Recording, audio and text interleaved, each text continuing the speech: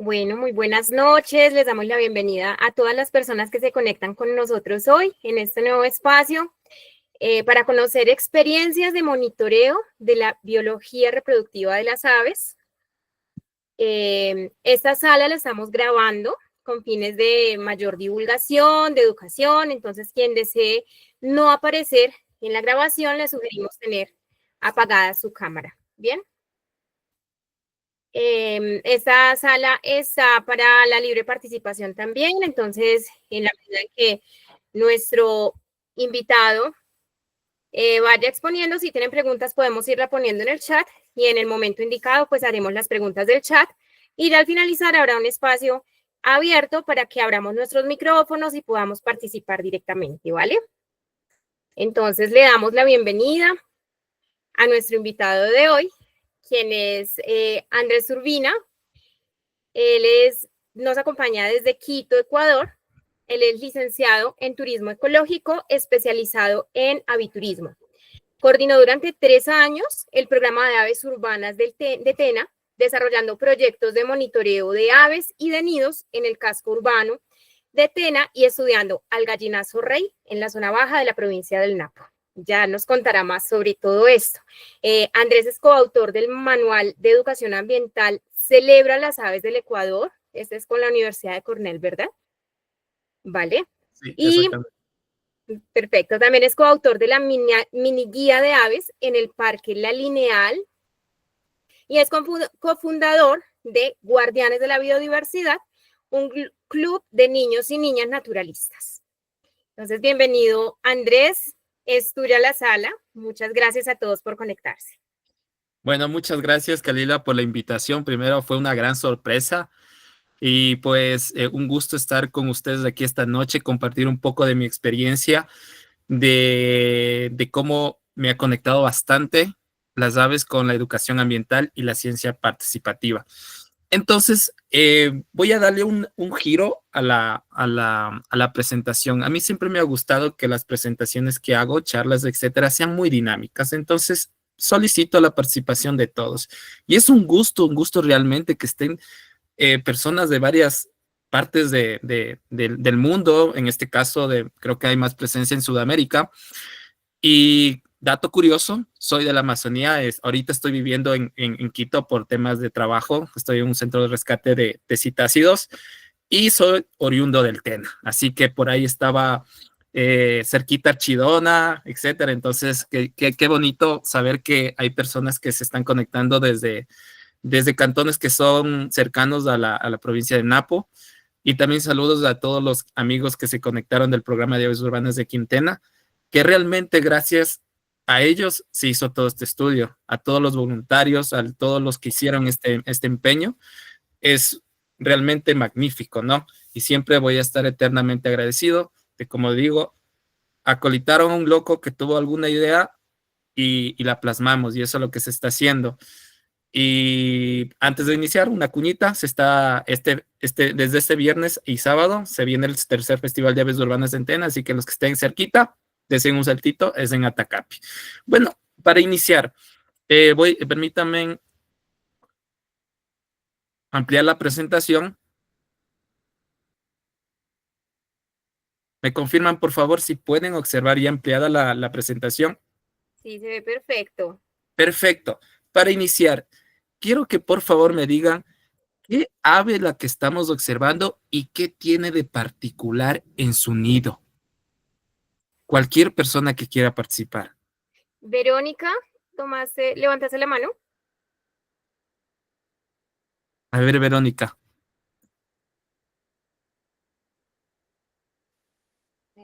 O sea, ¿de qué está comprobado el nido? Lo que dice más o menos.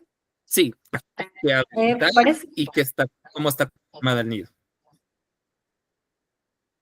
bueno, se ve que está hecho con ramas, algo de musgo, líquen, algo así. Ujú. Y se ve, mm, parece que tuviera como unos hilos, algo así se ve, unas tiritas verdes.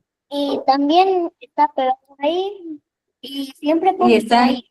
sí, está entre las horquetas de la rama, las horquetas. Perfecto, muchas gracias por la participación. Qué genial.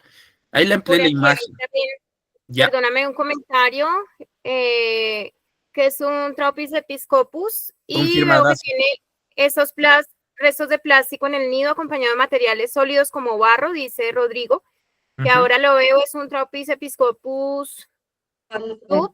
Rapix Episcopus, ¿cuál es? Y parece ser por lo que tiene el filo blanco. Sí, es la Y tangara azuleja. Aquí le decimos tangara azuleja. Ujú. Denis Caicedo nos dice que por aquí le dicen azulejo. Azulejo o azulejo también. Está súper bien. Gracias por la participación, Verónica, Rodrigo, también Andrés Tocayo. De hecho, me gusta que me digan Andrés. Sí, justamente. Esta es una tangara azuleja donde podemos observar su nido que está conformado con material tanto orgánico como inorgánico, material antropogénico o antrópico, como ustedes puedan conocerlo, ¿no? Entonces, les hago una pregunta. ¿Esto es bueno o malo?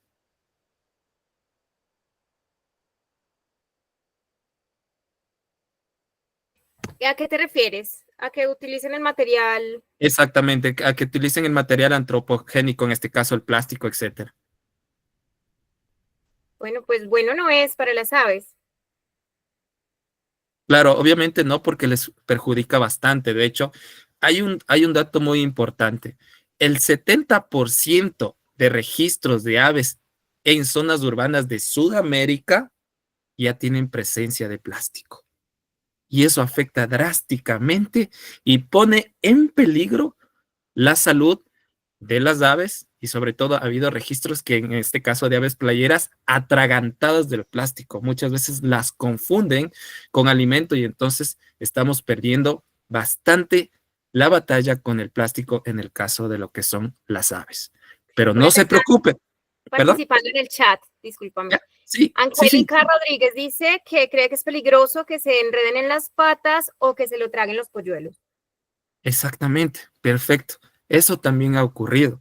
Entonces, de esta charla quiero que hagamos una reflexión y sobre todo nosotros seamos los portadores para poder tomar cartas en el asunto sobre el tema de los plásticos, porque este estudio tuvo 3 enfoques que les voy a presentar ahorita. Ya, la Por acá, parte de investigación, perdón, discúlpame, es que sí, hay más otro comentario claro, que claro, tiene fotos de un ostrero americano comiendo plásticos y de un playero de ala blanca intentando comer un envoltorio de galletitas. imagínense, la, Rodrigo. gracias Rodrigo por tu aporte, qué genial. De hecho, yo tengo registros también de aves consumiendo plástico, ya, dentro de las orillas de los ríos, un pañal, o sea, un pedazo de pañal. Entonces, es drástico lo que está pasando ahorita con la situación de los plásticos. Vamos a ir avanzando un poco. Este estudio tuvo 3 enfoques muy importantes. La primera, la parte de investigación, obviamente la recopilación de datos, esta línea base que nosotros armamos. La segunda, el enfoque de educación ambiental. Y la tercera, de ciencia participativa. Entonces, en la primera se hizo el levantamiento y el registro de los nidos que estaban tanto activos como inactivos dentro del parque lineal, que ya la vamos a conocer en la siguiente imagen. La parte de educación ambiental, gracias a mi buena amiga Mari Piedra, le pueden seguir en redes sociales, que se hizo unas ilustraciones geniales de cada uno de los nidos que analizamos, ¿ya?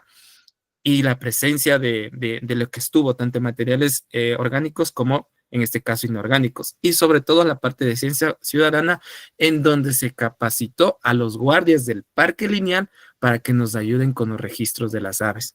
Y sobre todo también en el caso de que hay aves que muchas veces se caen del nido, que eso fue el caso en esta semana que me comunicaron, que hubo la presencia de un polluelo caído, y entonces lo que se les da es las recomendaciones necesarias. Entonces, para iniciar con esta presentación, les presento la parte del parque lineal.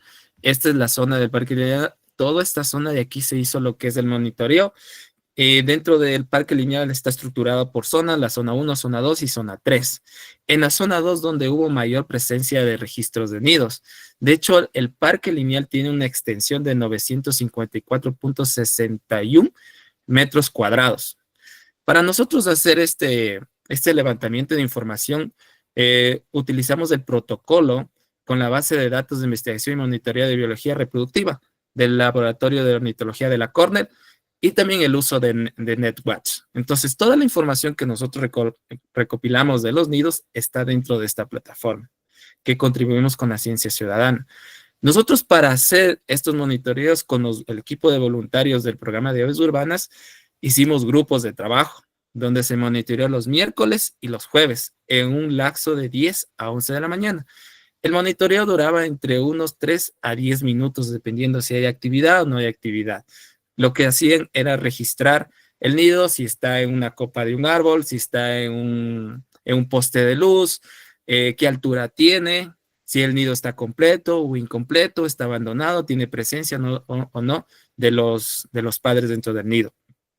Estas fechas que se tomó de mayo a junio es al azar, porque realmente nosotros estructurar, decir, estas son las fechas reproductivas de las aves de aquí del Neotrópico, es variado, ¿ya?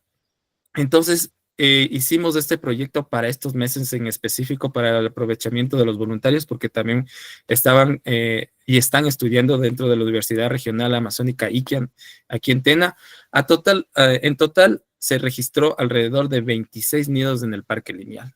Cada vez que nosotros vamos al Parque Lineal vamos a encontrar más nidos. ¿Cuáles son las especies que están prioritarias dentro de esta área? ¿O cuáles fueron los que más registramos? Tenemos, por ejemplo, a la tortolita colorada, también conocida como el nombre científico, Columbina tapalcoltis. Sí le pueden observar a la tortolita, ¿no es cierto? Está dentro de esta área, está bien camufladito, ahí está el nido. Tenemos también la presencia del Pirocéfalos rubinos. De hecho, este monitoreo nace por el primer monitoreo que hicimos nosotros aquí del casco urbano, para saber cuál es la abundancia de aves dentro del cantón. Entonces, notamos que esta hembrita de Pirocéfalos rubinos estaba anidando, y algo particular que nos impactó bastante fue la presencia del plástico dentro de ella. Entonces, al siguiente año ya se llegó a hacer este monitoreo. Y también del sinsonte tropical o Mimus bilbus, que es esta especie que actualmente ya está también empoderándose dentro de la zona urbana. De hecho, en el 2018 al Pirocéfalos rubinos le registramos con unos amigos que fuimos a observar aves en aquella época, y fue el primer registro que se hizo dentro del casco urbano de Tena. Y en este caso del sinsonte tropical, podemos determinar que va ya unos 3 años que se asentó en el casco urbano y cada vez se va expandiendo. Ya hemos encontrado registros en otros sitios, en otras parroquias cercanas al casco urbano. Entonces, cada vez estas especies se están empoderando del área, y sobre todo también ahí nace un estudio cómo estas especies al empoderarse de estos territorios van desplazando a las otras. Entonces, hay muchos temas de investigación dentro de esta área. De hecho, estos estudios que nosotros hacemos como programa de aves urbanas es como que la línea base para poder nosotros motivar a los estudiantes a seguir haciendo este tipo de estudios, o sea, llegar a más bases. ¿Cuáles son las preguntas que nosotros debemos respondernos dentro del casco urbano? Entonces, vamos a iniciar con el primer análisis. Cuando nosotros levantamos la información de estos nidos, encontramos alrededor de 9 nidos abandonados, de los cuales 5 se hicieron los estudios, es decir, los desarmamos, vimos qué materiales utilizaban. Tenemos 2 nidos de la familia Traupide, no pudimos registrar de qué especie realmente era, sino que determinamos más que toda la familia. También 2 especies del Pirocéfalos rubinos, 2 nidos que se recolectó, y el otro que es el Antracoctoras nigricolis. En este caso es el mango gorjinegro, ¿ya? Es un colibrí que abunda en las zonas urbanas, y sobre todo él tiende a hacer su nido tanto en los árboles como también en los cables de luz. Fíjense súper bien cuando estén en una zona urbana. En el caso de los amigos de aquí en Tena y en Archidona, lo van a encontrar a esta especie anidando en esta área. Entonces, gracias a las infografías que hizo Mari, nosotros también pudimos tener incidencia de educación ambiental en las redes sociales del programa de áreas urbanas. Si ustedes quieren encontrar estas infografías, pueden visitar, está como Pautena, entonces ahí pueden encontrar a detalle también cada uno de los registros que nosotros hemos realizado. Primero, lo que nosotros nos dimos cuenta es cómo es su forma del nido. Entonces, la forma del nido, la estructura del nido es de tipo taza. Entonces, ahí nosotros empezamos ya a deducir cómo está estructurado, cómo está conformado su nido, que es principalmente lo primero que nosotros podemos observar. Y después sale la parte de medir el nido. ¿Cómo está estructurado ese nido? ¿Cuánto mide para que nosotros podamos determinar esa forma del nido? Y sobre todo también pesarle. En este caso, este nido pesó 26.3 gramos. ¿Ya? Entonces, como pueden observar esta parte de aquí, la parte interna, ¿ya? La parte interna medía alrededor de 59.4 milímetros. La parte externa media, que es la parte de aquí, es como la división del nido, ¿no? Hay un grosor del nido, entonces se le tomó desde esa área, ¿ya? Y tiene alrededor de 67.4 milímetros, ¿ya?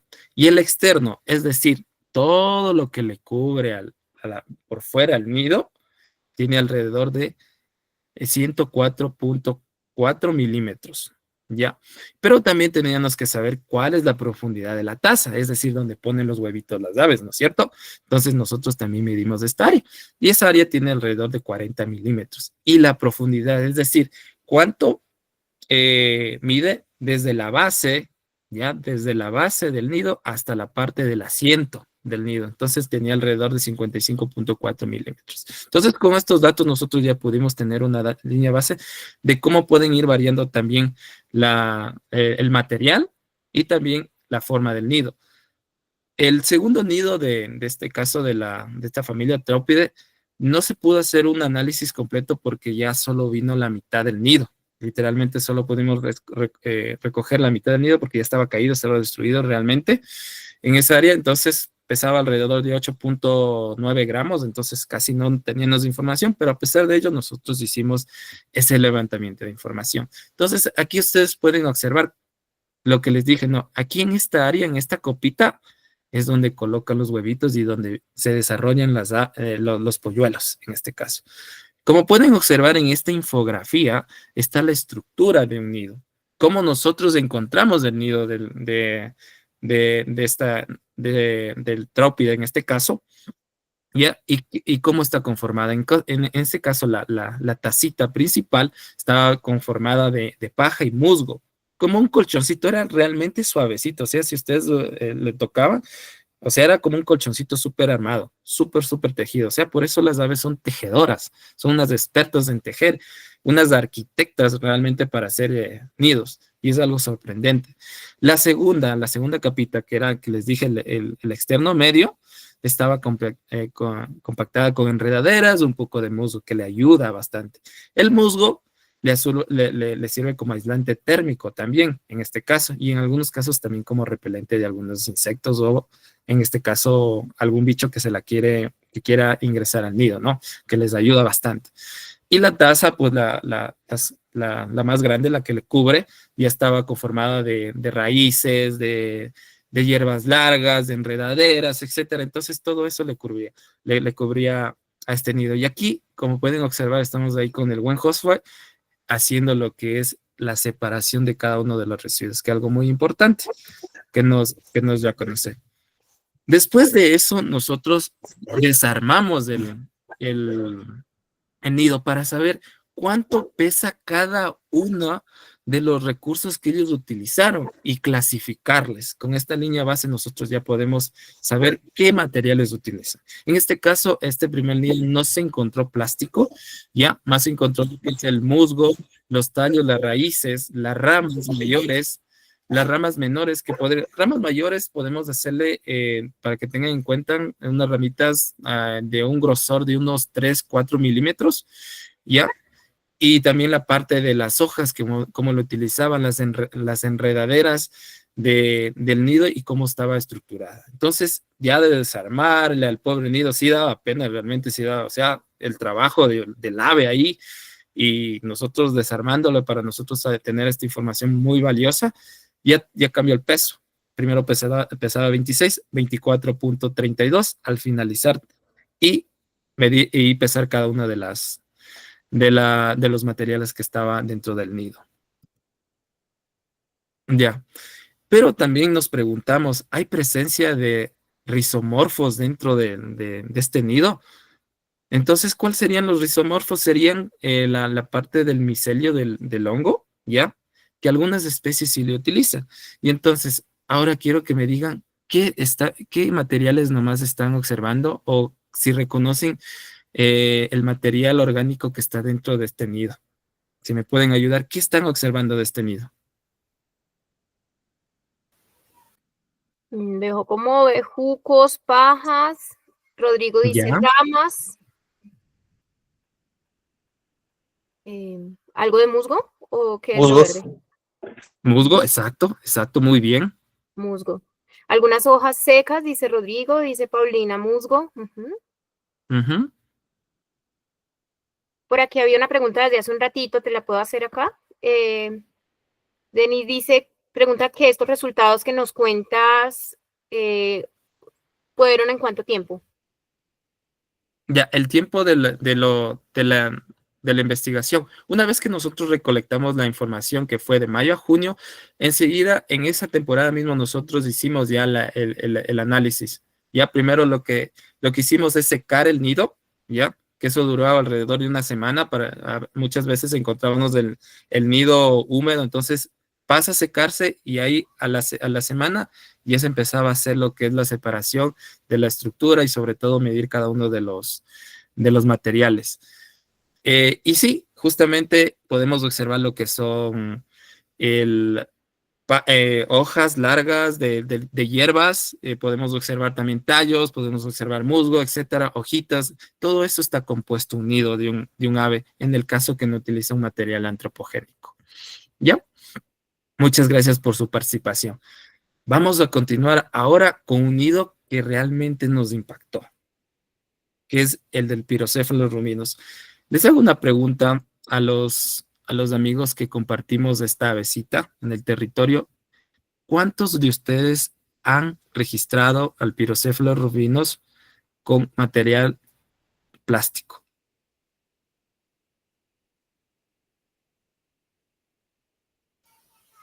Por aquí alguien. ¿Alguien se fue a una pajareada? Qué locura, encontramos un Pirocéfalos ruminos con plástico. O no se da el caso, no sé. Eso me gustaría también compartir con ustedes. Personalmente no he tenido la oportunidad de identificar directamente plástico en el nido del Pirocephalus. Rogers dice que cree que en Lima sí lo han hecho. Ya, perfecto. Entonces, así como una tarea, ¿no? Sería que cuando vayamos a observar aves, ver también los nidos y cómo están conformados, ¿no? Dentro del área, porque nos ayudará también a hacer incidencia. De hecho, este estudio también nos indica cómo está la calidad de un área, de un parque.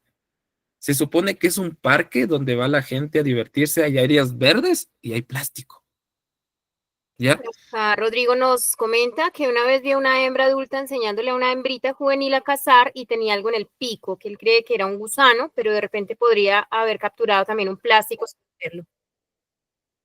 Eso también es información muy importante que pueden ayudar y podemos compartir entre colegas de aquí entre países. Entonces, es algo muy importante. Me encanta realmente. Dice, en Lima he visto nidos de plásticos y fibras de cuerdas. Exacto. O sea, nosotros ya podemos determinar la calidad de cómo está el entorno dentro de un área urbana y no urbana, porque también esto del plástico ya cada vez se va expandiendo y vamos encontrando en zonas rurales. Chévere, muchas gracias por la participación. Identificamos este nido del Pirocéfalos rubinos. Pesa alrededor de 3.65 gramos. Aquí están dos informaciones. La primera información es del nido, del de aquí de la infografía, y el segundo es un nido recolectado.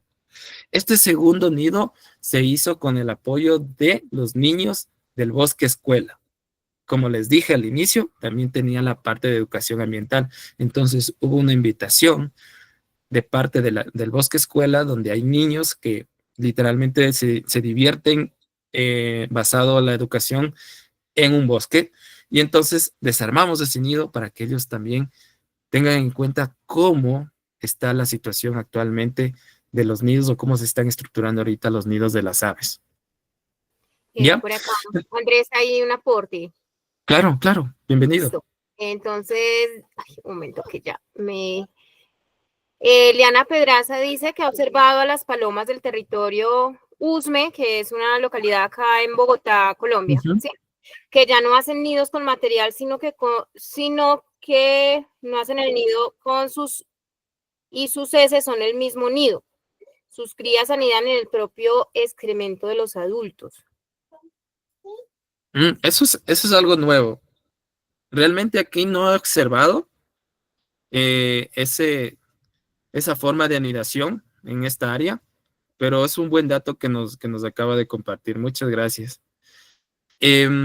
Continuando con la presentación, aquí tenemos del primer nido el ancho externo del área, si se acuerdan cómo estaba en la primera infografía, ¿no? El ancho externo es alrededor de 74.6 milímetros, mientras que el diámetro interno es de 37.6 y el diámetro externo medio de 49.5 milímetros. El ancho de la profundidad de la taza es de 23.1 milímetros y el ancho de la base del nido, en este caso, es de 21.8. Mientras que en el segundo nido tuvimos un peso de 5.62 gramos, en el ancho externo de 72.22 milímetros, en el diámetro interno de 22.1 milímetros, en el diámetro externo medio de 47.6 milímetros, la profundidad de la taza 23.4, el ancho de la base del nido del 20.2. Es decir, no hay como que una diferencia muy grande o abismal en la construcción del nido, sino por 1 o 2 milímetros que se diferencian de cada uno, o milésimas en este caso, pero tiene la misma forma y la misma estructura. Aquí lo más impactante es la presencia del plástico que nosotros hemos detectado en la construcción. Yo les puedo decir que por más que separamos el musgo, los tallos, etcétera, todo el material orgánico con las lupas que nosotros utilizamos, ya se encontraba microplástico. Es decir, ya era un nido totalmente contaminado de plástico. Por más que nosotros separamos. Aquí lo que queríamos saber era qué tanto de material utilizan, de orgánico como el inorgánico. Como pueden observar, el porcentaje de lo inorgánico es el 65% versus al 28% que es lo orgánico. Entonces aquí nosotros podemos preguntarnos, ¿qué está pasando en las ciudades? ¿Cuáles son las políticas que nosotros debemos tomar o qué incidencias nosotros debemos tomar para evitar ese impacto en los nidos de las aves? ¿Ya? Y lo que nosotros encontramos dentro del material antropogénico son los hilos, los pelos, las fibras de plástico, pedazos de envolturas de chupetes, caramelos. Qué rico es chuparse un caramelo, ¿no es cierto? Un chupete, pero ¿qué hacemos con ese envoltorio? ¿A dónde va? ¿Se han preguntado alguna vez que nosotros clasificamos la basura, hacemos el menor impacto, pero en los botaderos de basura o el manejo adecuado no se hace un manejo adecuado de los desechos y eso impacta en las aves? Es decir, el chupetito que estaban ahí, quizás una persona pasando por el parque lineal, pudo la buena intención de poner en el basurero, pero no estuvo un basurero adecuado y se cayó y esa ave utilizó para poder hacer ese nido, afectando drásticamente. Ustedes mismos ya mencionaron con sus aportes referente de cómo está afectando o cómo puede afectar estos materiales a las aves. Entonces, lleguemos a un punto de reflexión dentro de esta charla. Por acá, Roger, perdóname, Roger Barbosa dice también que tiene registros de nidos de Campylorhynchus fasciatus con bastante plástico en zonas urbanas y zonas de campo aledaño a zonas urbanas. Wow. ¿Sí ves? Entonces, esos son aportes que nos ayudan bastante a que nosotros podamos generar incidencia dentro del área, dentro de nuestra comunidad, cómo nosotros podemos generar esa concientización hacia las personas, ¿ya? Entonces, aquí nos nace preguntas. ¿Por qué ciertas aves utilizan plástico para construir sus nidos y otras no? ¿Qué tiene que ver? ¿Tiene que ver esto con el grado de adaptación de las aves en el entorno urbano? ¿Ya? Entonces, esas preguntas nosotros tenemos que respondernos para que podamos nosotros también generar concientización dentro del área y ver cómo está afectando más a las aves urbanas esta presencia de plástico. Como pueden observar dentro de esta imagen, aquí este es el análisis del segundo nido que hicimos con los niños. Este es el plástico que se encontró dentro del área. Aquí nos encontramos con los voluntarios, está el Isaac, está también la Lili y mi persona que empezamos a hacer la separación. Por más minuciosa que nosotros hacíamos la separación, créanme que era de todo se encontraba, hilos, plásticos, etcétera. O sea, la imagen ya lo dice todo de cómo está contaminado este nido dentro del área. ¿Ya? También preguntarnos, ¿tiene ventajas o desventajas la presencia del plástico ahí? ¿Qué tanto la presencia de plástico en los nidos afecta realmente a las aves? ¿Ya? Hay un estudio que muestra que algunas aves ya están utilizando las colillas de los cigarrillos como repelente, ¿ya? El musgo muchas veces le utilizan también para proteger, como les dije, pero en este caso están sustituyendo estos recursos para poder evitar esta presencia de ácaros, etcétera, en los nidos, pero asimismo produce infertilidad a las aves y ya no se podrán reproducir adecuadamente dentro de sus áreas. Malformaciones, etcétera. Por eso cuando nosotros vayamos a observar en un entorno urbano tenemos que tener muy, muy presente cómo está el estado del ave. Si tiene alguna malformación, si el plumaje ha cambiado, etcétera. Entonces, hay varios factores que pueden estar relacionados también en la reproducción y cómo se encuentra su nido también. Entonces, son factores muy importantes que nosotros debemos tener en cuenta dentro de ello. Y el último nido que se monitoreó, en este caso, se descompuso, fue del Antracothorax nigricolis, que es el mango gorjinegro. Ya es un nido muy pequeño, de hecho. Aquí hay que tener mucho cuidado cuando nosotros hacemos la recolección de los nidos. En este caso, como pueden observar, el nido ya está demasiado desgastado, porque yo he tenido la oportunidad de registrar nidos sobre nidos. ¿Cómo es eso? Es decir, el nido abandonado, construyeron uno nuevo, y en esta especie sí se ve.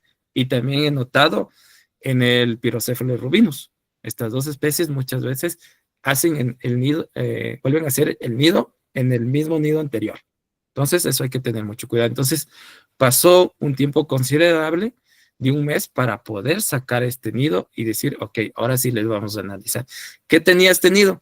Tenía más presencia de líquenes, que era el 0.72%, en este caso gramos. Es sustrato suave, café, en este caso plumón de semilla, que saben utilizar, del 0.15 gramos. Allá hay la presencia, en este caso, de la balsa, y la balsa cuando está con semillas tienen unos pequeños plumones, quizás les está utilizando dentro del área y como recurso para poder construir su nido. Ya, y para ir finalizando con esta presentación, como les dije, este tenía el enfoque de educación ambiental, donde voluntarios, en este caso le tenemos la presencia de Emi, que está en un evento que era licuadora gestora, y donde se hizo las infografías en un tamaño A4 para poder dar educación ambiental y dar a conocer cuál es el impacto de la presencia del plástico en los nidos de las aves urbanas. Y también se hizo un pequeño programa, en este caso Anidando, donde hicimos un mural, ¿ya? Donde mostramos cómo están los nidos actualmente de las aves, ¿ya? Con el fin de nosotros también concientizar a las personas mediante el arte. Y aquí pueden observar, aquí está la hembrita del Pirocéfalos rubinos y por ahí vamos a ver unos plásticos, etcétera, para que también la gente tenga en cuenta del impacto que puede provocar en el área. Y para finalizar, denme un segundito. Para finalizar, les quiero presentar unos videos de cómo se trabajó también con esta parte del análisis de los nidos, con la parte de educación ambiental. ¿Me confirman, por favor, si pueden escuchar el audio?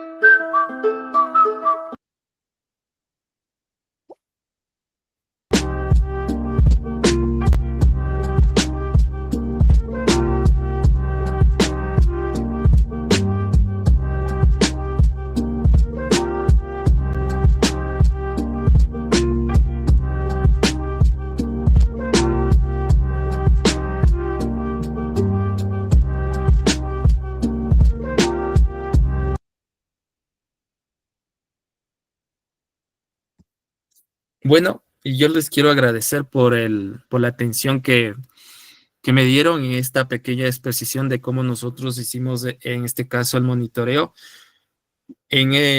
Como les dije, enfoques muy importantes para que nosotros podamos tener en cuenta y, sobre todo, concientizar a las personas sobre el impacto del plástico y llegar a trabajar también con los niños, porque al final, muchas veces nosotros pensamos que los niños son el futuro. No son el futuro los niños, son el presente. Son los que más adelante van a tomar las decisiones. Entonces dejamos esta semilla. Yo sinceramente de todo corazón quiero agradecer a todos los voluntarios que hicieron presentes este estudio. Sin ellos realmente no hubiera sido posible. Sin el apoyo de la Mari, que nos ayudó con la parte de ilustración, también con la parte del mural, el Josué, también la Emi, que estuvieron ahí presentes, el Isaac, en fin, todos un montón de personas que nos ayudaron y pues eso les quiero compartir y si tienen alguna pregunta, pues bienvenido sea y un gusto haber compartido con ustedes. Y gracias, Kalila, otra vez por esta linda oportunidad y esperamos que fortalezcamos estos lazos entre hermanos pajareros para poder contribuir y proteger a nuestras aves urbanas también.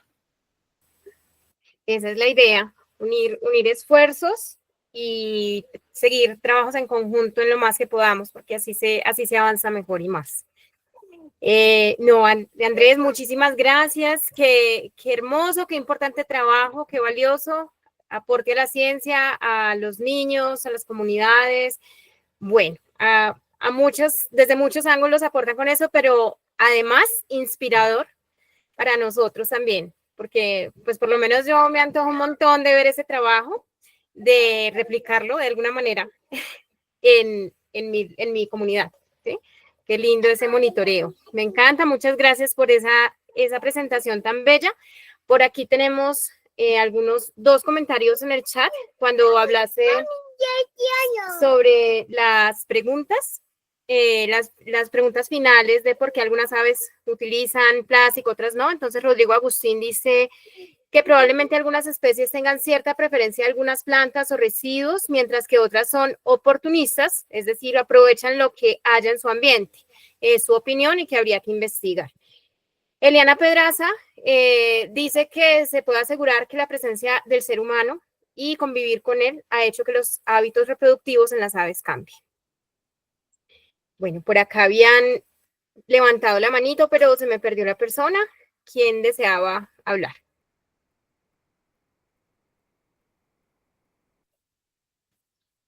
Bueno, por acá está abierto, disponible el micrófono. Muchas gracias, Andrés, qué bello. Desde que veía esas publicaciones en el Instagram, pues me inspiraban muchísimo y ahorita no me quedé con las ganas de invitarlos a conocer más a fondo esto, porque una cosa es lo que se muestra ya como resultado, pero otra cosa es todo este proceso que se vivió para poder tener esto como resultado. Bueno, una pregunta mía. Bueno, por acá Priscila pregunta si encontraron colillas de cigarro. Ya, en este caso, en estos nidos analizados, no encontramos ninguna presencia de colillas de cigarrillos, pero sí bastante presencia de envoltorios de chupetes, caramelos, todo ese tipo de dulces que nos antojan y es muy bueno, pero aquí llega la pregunta cómo nosotros gestionamos o cómo está gestionando en el territorio los alcaldes o los gobernantes, como ustedes les conozcan, cada uno de su territorio, también es algo muy importante. Entonces, esa es la pregunta que nos daríamos también. Ajá. Y como les dije, esta es una línea base. Realmente nos falta full por estudiar, bastante realmente. Y este estudio queda como algo de inspiración para estudiantes que quieran ya involucrarse bastante dentro del área. Ajá. Como siempre sé decir, soy un apasionado en la biodiversidad, en la educación ambiental, y mientras yo pueda aportar con un granito de arena para conservar no solo las aves, sino todo, desde el más pequeño ser, desde esa pequeña hormiga que ustedes están dentro de su casita, que la ven, nos ayuda bastante a los seres humanos para seguir todavía en este planeta. Entonces eso sería mi mensaje también, ¿no?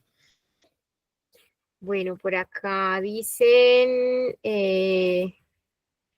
bueno, Priscila te agradece también por compartir la información, felicidades. Paulina dice felicidades, Andrés, que si tienen pensado continuar un nuevo monitoreo. De hecho, sí, esta línea base es para continuar con algunos nuevos monitoreos dentro del área. Podemos ya escoger a una especie, en este caso el Pyrrhocéphalo rubinos, que es el que más utiliza el plástico, para ya analizarlo, hacer análisis de sangre, si ya hay presencia de microplástico dentro de esta especie, anillarle cuál es la frecuencia, cuántos nidos construyen en el año, y determinar el impacto. Por ejemplo, si construyen 3, 4 nidos en el año, ¿cuál es el impacto en porcentaje de ellos? O sea, el campo está abierto. Se puede investigar lo que más se pueda. Vale. Rodrigo Agustín tiene una consulta, que cómo lograron conseguir los nidos si se cayeron del árbol, porque una vez junto al Pau de Ate encontraron un nido caído de una ave chiquita. Estaban bien destrozado, por lo que se le generó la duda de cómo lograr conseguir nidos bien hechos, pero volviendo al tema, le gustó mucho esta sesión. Muchas gracias por la pregunta. A ver, eso hay que tener mucha responsabilidad en este caso. Nosotros no es que fuimos al árbol y arrancamos el nido. No es lo óptimo. No es lo óptimo. En este caso, los voluntarios que participaron tenían solo la autorización de coger nidos caídos. Y para nuestra suerte, encontraron los 2 nidos del Pyrrhocéphalo rubinos caídos.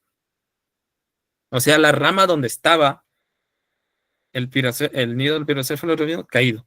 Y del Tráupide también se le encontró en este caso caído ya. De su sitio donde estaba en la rama, ya cayó. Se encontramos, por suerte, en buen estado. los nidos. Pero no es recomendable ranchar los nidos igual, como les dije, como pasó en el nido del mango gorjinegro, en este caso que tuvo que pasar un tiempo, un mes, para ver si vuelve a reproducirse o reutiliza el nido o está dentro del área para poder nosotros, hasta un lapso de 3, 4 meses, hasta 5 meses, si es que en este caso el nido está en óptimas condiciones para recolectarlo. No podemos de que termina la anidación y enseguida recoge el nido. Yo no lo veo desde ese punto, sino que hay que tener esas pausas pertinentes para poder recolectarlo. Qué buena claridad, gracias. Rodrigo agradece tu respuesta y que por un momento se asustó. Claro, es importante tener las buenas prácticas ante todo. Sí, es de bastante responsabilidad el tema. Muchas gracias. Bueno, yo tengo una pregunta. ¿Qué tanta, digamos, relación posiblemente tendría el uso de plástico por la falta de disponibilidad de material de anidación natural de la especie?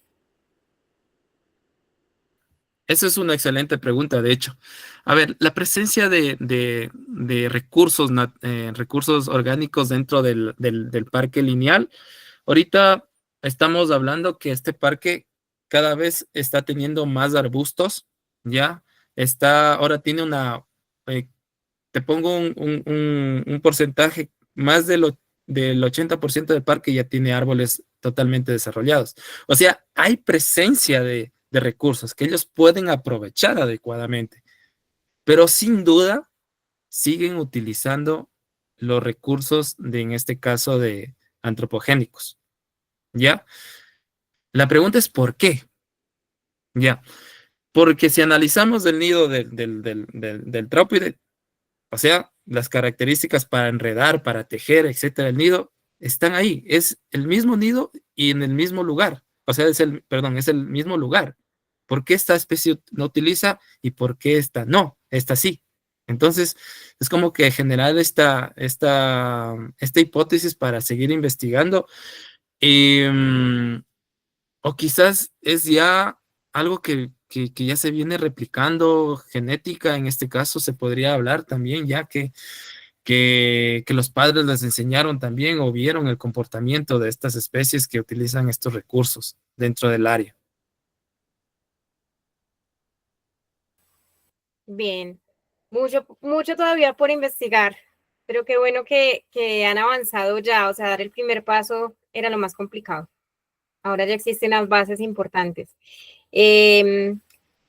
Bueno, ¿qué soluciones han pensado posibles para esta situación en cuanto a los nidos? Bueno, con el programa de aves urbanas se inició la primera fase, creo que es importante, de la educación ambiental. Creo que desde ahí es un pilar fundamental para poder nosotros generar ese impacto. Realmente hemos tenido bastante acogimiento por parte de los infantes y también y gran parte de los adultos que sí ven esta responsabilidad social dentro de ello, de evitar el consumo de plástico o buscar alternativas. Y pues realmente una siguiente fase, creo que es más adelante, ya teniendo una base de datos o más que todo, una investigación más sólida, más representativa para poder ya hacer incidencia política dentro del gobierno autónomo descentralizado aquí en Tena, en este caso, para decir, hey, esto es lo que está pasando y cómo está impactando a las aves. Si hay está bajando la población o se mantiene la población, pero yo me he puesto a analizar un poco, en este caso del Pyrrhocephalus rubinus, que sí hay una disminución de población. Sí estamos viendo una disminución de población dentro del área.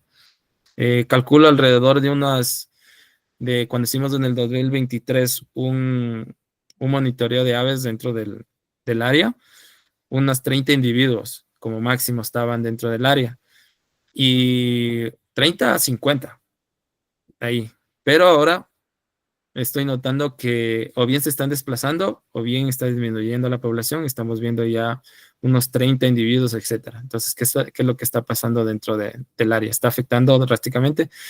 Nos faltaría tiempo también para determinar y monitorear adecuadamente este nido para ver cuál es el éxito reproductivo, si está afectando la presencia del plástico y cuántos polluelos sobreviven. Pero sí nosotros hicimos un pequeño monitoreo de esta especie y sí es el éxito reproductivo de ellos es bastante bueno. De hecho, el 90% de los polluelos sobreviven.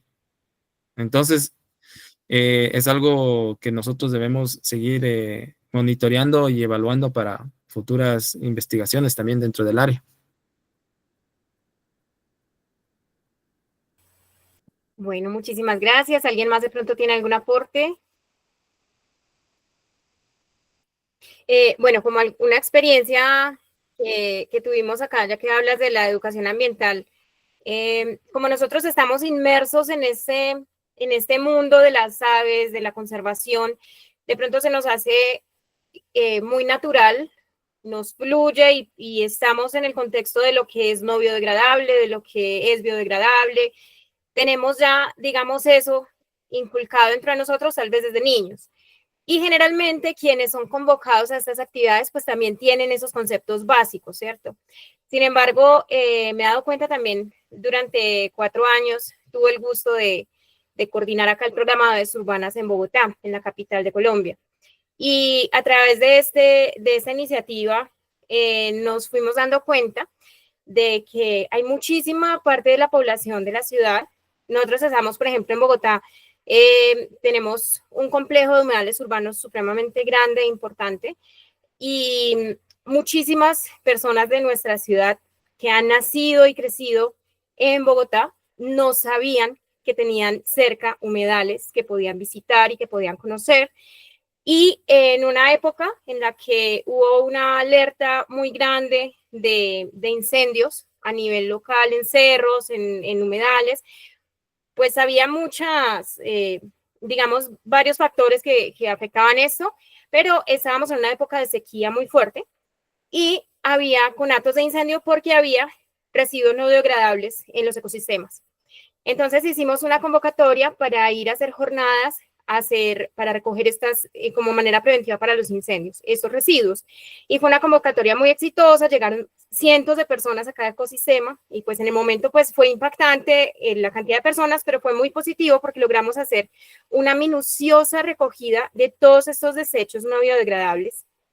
Y al otro día fuimos a mirar los ecosistemas y eso estaba ni colillas de cigarrillo, ni los palillos de chupetas, estaban presentes, o sea, estaba como nunca lo habíamos visto, supremamente limpio de estas cosas pequeñitas, y lo más valioso fue que muchas de esas personas por primera vez hacían esta labor y aprendieron, hacían preguntas como, ¿qué es no biodegradable? ¿Qué es biodegradable? Entonces también es interesante generar educación en temas así de básicos, para llegar a la población que de pronto no está tan en contexto con esos espacios. Y bueno, esa jornada fue espectacular, se me ocurre que de pronto eso podría servir como medida inmediata para evitar que haya más impacto del plástico en los nidos. Se me ocurre pues desde la experiencia que tuvimos acá. Generar esas limpiezas minuciosas en los parques podría funcionar, pienso. Sí, de hecho es una excelente idea de generar estas propuestas de limpieza dentro del parque, haciendo mediante estas campañas de incidencia de por qué nosotros debemos limpiar un parque que estamos afectando a la biodiversidad dentro de ella, ¿no es cierto? Entonces, esas jornadas de limpieza estaban pensadas, de hecho, sí, creo que hablamos una vez, pero también tuvimos dentro de esta área del Parque Lineal, hicimos una siembra de árboles, sembramos alrededor de 40 árboles para poder, nativos de aquí de Napo, para que puedan seguir también utilizando recursos naturales, ¿no? Pero es una excelente idea. Acá lo que nosotros hacemos también es limpieza de ríos, ¿ya? De las jornadas de limpieza de ríos que están dentro de hecho, el Cantón Tena tiene 2 ríos principales y también tiene cuencas pequeñas, en este caso esteros, que también están afectados drásticamente por contaminación. Entonces, esas pequeñas acciones que nosotros hacemos dentro de este entorno natural nos benefician no solo a la biodiversidad, sino a nosotros mismos. Y así comprendemos por qué nosotros debemos cuidar ese pedacito de recurso que está dentro de esta área. Así es, qué importante labor. Aunque parecen pequeñas, son supremamente importantes e inspiradoras. Ujú. Y pueden generar un impacto no solamente ambiental, sino social, como lo dices también. Exactamente. Entonces, sí, y de pronto como a niveles también mucho más básicos, como te cuento, podría ser interesante, ¿sí? Muchas personas de pronto no están en contexto como nosotros de la importancia, precisamente las personas que no están presentes hoy acá, ¿sí? Que no se convocan a estos espacios porque viven en otros contextos. Entonces, podría ser interesante también llegar a A, ellos. a ese público hay que llegar, Sí, del por qué. La pregunta es cómo los llegamos. Entonces, ahorita tenemos varios mecanismos para poder llegar. Una de las redes sociales. Las redes sociales cada vez se está llenando de contenido muy bueno, de hecho, de biodiversidad, etcétera. Entonces tenemos que empezar desde ahí, cómo impactar, cuáles serían las estrategias para llegar a ese público dentro del área. Entonces hay mucho que trabajar todavía para que nosotros podamos ver un cambio, pero estas pequeñas acciones que me acabas de mencionar son muy importantes y que a futuro, y sobre todo, como dije, los niños, los adolescentes que ya tuvieron esta experiencia, van a generar estos cambios que al final nosotros queremos. Una Sudamérica más sostenible dentro del área y que nuestro recurso y nuestro verdadero oro es la parte verde, es la parte de biodiversidad que tenemos que seguirle aprovechando. y que lo tenemos en común muchos de nosotros en nuestros Ajá. países. Entonces, qué lindo unir esos esfuerzos. También llegar de pronto directamente con propuestas llamativas a las mismas empresas que producen plástico, que producen productos envueltos en plástico, decirles, bueno, si ustedes cambian esos envueltos por envueltos sostenibles, por material, no sé, biodegradable, o sea, ya existen muchas alternativas que algunas empresas han adoptado, entonces podría ser interesante también hacerles propuestas, no sé, propuestas llamativas para ellos. Dentro de su marketing, dentro de su estrategia también de mercado, les pueda sonar muy bien. Exactamente, o sea, aquí vendría también la responsabilidad ecológica, en este caso de las grandes empresas, ¿no? Sí. Porque muchas veces tenemos esa concepción, ¿no? Lo más barato ahorita para las empresas es el plástico. ¿Por qué? Porque a diferencia de un producto biodegradable que cuesta el doble, el triple, etcétera, no le sale rentable económicamente. Pero sin duda, ahorita está el boom del biocomercio, el boom de generar nuevas propuestas. Y ahí nosotros también como consumidores podemos potencializarlo. Claro, por ejemplo, volvemos al ejemplo más sencillo, un chupete. Un chupete te cuesta, no sé, acá unos 25 centavos o 50 centavos, etcétera, con envoltorio de plástico, pero a alguien se le ocurre y dice, ¿sabes qué? Voy a hacer unos chupetes, pero tú tienes que venir y no te voy a dar con envoltorio, voy a hacer un envoltorio ecológico, pero te cuesta 75 centavos, etcétera. Ahí viene mi responsabilidad como consumidor. O sea, creo que para el tema de plástico entraría la responsabilidad de como consumidores de plástico. ¿Hasta cuánto puedo consumir yo de plástico? Porque decir que voy a dejar el plástico es imposible. El plástico siempre va a estar ahí. Pero podemos tener buenas prácticas en el consumo de plástico. En estos días voy a invitar a una persona que conozco, que tiene una experiencia maravillosa familiar acá en Colombia, de cero basura. Lindísimo. Cero basura desde su casa. Y es una familia que no produce basura. Todo le dan un segundo uso. Bioconstrucción, o sea, es un ejemplo espectacular y me das la idea de invitarlo a que nos enseñe sobre cómo se puede adoptar un estilo de vida así. Lindísimo, lindísimo. Pero sí es posible. Lindísimo, realmente. Yo feliz con las presentaciones, charlas que han hecho. 1900 aves. Y siempre estoy atento a cada una de sus presentaciones. Realmente es algo que nos puede contribuir y siempre aportando dentro de esta área. Bueno, esa es la idea. Qué rico que nos resuene y que seamos más unidos. Esta ha sido una oportunidad muy linda también para mí y para muchas personas de generar conexiones nuevas y hacer red de apoyo para el trabajo que realizamos. Exacto, debemos unirnos. Así es. Ya yo llegué a la conclusión ya que solitos no podemos. Sí, tenemos que ir todos juntos y así Exactamente. optimizamos esfuerzos y recursos completamente. Exactamente. Por acá Paulina dice que en Cumbayá, Ecuador, el Pyrocephalus rubinus cada vez es más difícil de observar y antes era una especie común, tal como tú nos lo contaste. Exactamente. Hola, Pauli. De hecho, trabajamos ahí ahorita en el centro de rescate. Y tiene mucha razón. De hecho, ahorita donde estoy viviendo actualmente, solo vi un individuo de Pyrocephalus rubinus. Y se me hizo raro. Uno, y era un macho. Entonces, cada vez estas poblaciones, ese es un indicador. Es un indicador que cada vez estas especies se van desplazando o se van yendo o no están encontrando los recursos necesarios dentro del área. Entonces, es un excelente aporte. Y así hay que seguir haciendo con las aves que estamos dentro de nuestro entorno. Bueno, Denise dice que dónde se puede profundizar en la metodología sistematización de la experiencia y los libros o manuales que ha escrito el invitado. Ok, buena pregunta. A ver, en este caso, nosotros tenemos un informe, ya.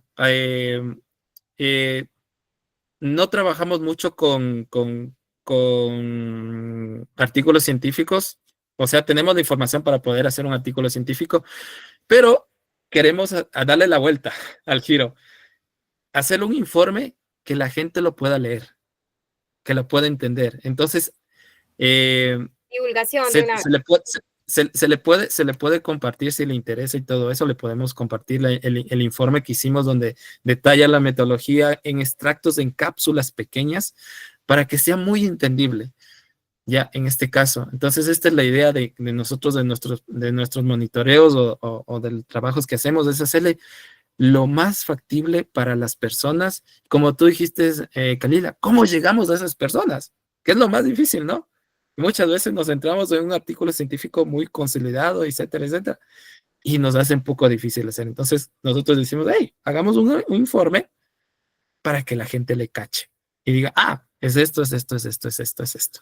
Más trabajamos con informes, pero se te puede compartir. No hay ningún problema en esa parte. Excelente, excelente. Y en cuanto a las publicaciones de las cuales eres coautor, ¿tienes links? ¿Están digitalizadas o cómo podemos conocerlas?